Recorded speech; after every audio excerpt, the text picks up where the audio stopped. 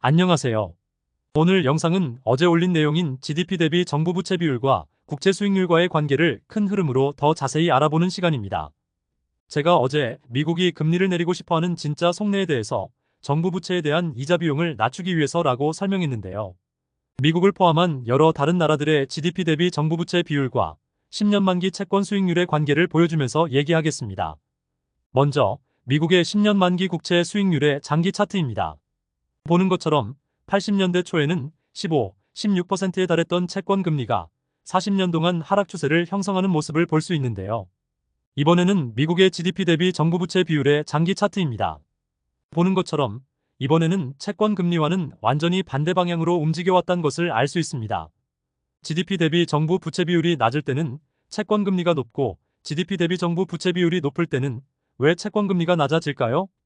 이전 영상에서 얘기한 것처럼 부채 비율이 절대적으로 낮을 때는 아무리 고금리여도 재무부가 감당해야 될 부채의 이자 비용이 높지 않지만 지금처럼 부채 비율이 절대적으로 높을 때는 금리가 조금만 올라도 재무부가 감당할 이자 비용이 엄청나게 늘어나기 때문입니다.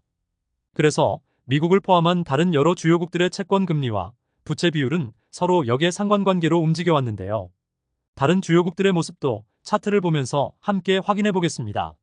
이번에는 영국의 40년 동안의 10년 만기 국채 수익률과 GDP 대비 정부 부채 비율의 비교입니다. 영국도 80년대 초반에 정부 부채 비율이 30%대에 불과했을 때는 13%, 15% 정도의 고금리를 부담했습니다. 그러나 보는 것처럼 GDP 대비 부채 비율이 늘어나자 영국도 40년간의 장기에 걸쳐서 금리가 하락하는 모습을 보였죠. 이번에 볼 나라는 일본입니다. 믿기지 않겠지만 일본도 80년대 초에는 10%의 채권 수익률을 보장하는 나라였습니다. 그리고 그런 고금리의 이자 비용을 부담하던 80년대 초에는 일본도 GDP 대비 정부 부채 비율이 60%에 불과한 나라였죠. 하지만 버블 붕괴가 일어나고 그런 장기 침체를 극복하기 위해 엄청난 국채를 찍어내던 일본은 결국 엄청난 빚더미 국가가 되어서 다른 나라들이 금리를 올려도 자기들은 금리를 올리지도 못하는 막장 국가가 되었죠. 지금의 일본 정부는 GDP 대비 부채 비율이 260%도 넘어가기 때문에 앞으로 추가적인 금리 인상을 꿈꾸는 것은 어림도 없게 되는 겁니다. 이번엔 이탈리아입니다.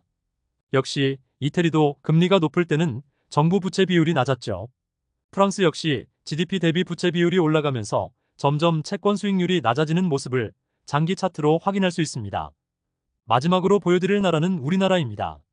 나이가 좀 있는 분들은 다 기억하겠지만 우리도 2000년대 초에는 안전하게 은행에 예금만 해도 매년 10% 정도의 은행 이자를 주던 시절이 있었죠.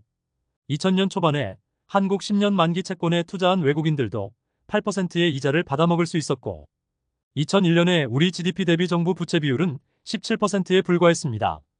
현재 49%의 정부 부채 비율을 가지고 우리는 아직도 부채 비율을 늘릴 여력이 많다고 주장하는 사람들도 있는데 20년 전에 비하면 3배나 늘어난 수치인 거죠.